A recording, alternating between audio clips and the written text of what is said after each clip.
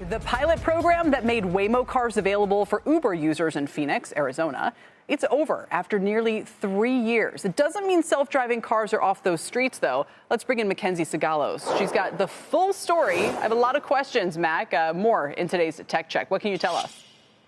So, Kelly, the Waymos, they're still there. They're just not showing up through the Uber app. And that's the key point here. This is another example of Uber getting cut out of the autonomous vehicle stack by Waymo, the most consequential player in AVs right now. It was actually a month ago that Uber and Waymo quietly wound down their nearly 3-year robotaxi pilot in Phoenix.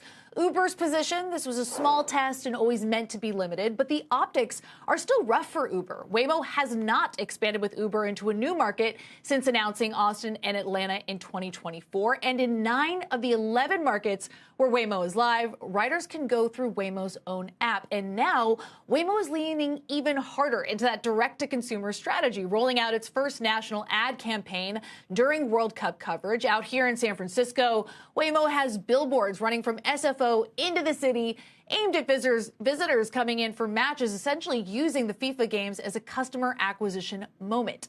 Meanwhile, Uber is trying to stitch together an AV strategy through partnerships with names like Zoox, Rivian, and Baidu's Apollo Go. But Uber's closest Waymo-style offering may be that Neuro-Lucid partnership, with test vehicles already on the streets here in San Francisco and in Houston, though still with a safety driver behind the wheel. That deal includes Uber buying 35,000 Lucid vehicles, really pulling the company further from its asset-light model and deeper into that first-party fleet ownership, which is an expensive strategic shift. Kelly? You beat me to it. I was going to show or ask about shares of Uber over the past year, down 22%.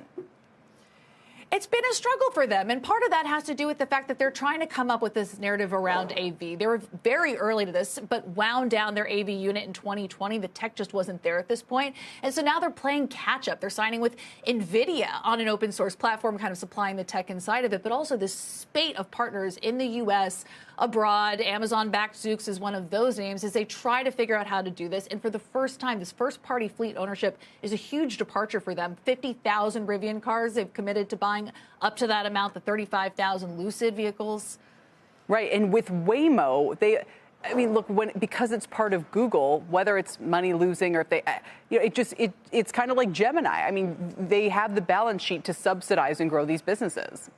Exactly, and that's why they're the firm leader. The fact that they've been so cash heavy on the balance sheet, that's been reinvested into Waymo. And I will say this, you mentioned Uber being down over 21% in the last year. You look at the valuation of Waymo in the private market, around $126 billion versus Uber's market cap. They are neck and neck at the moment.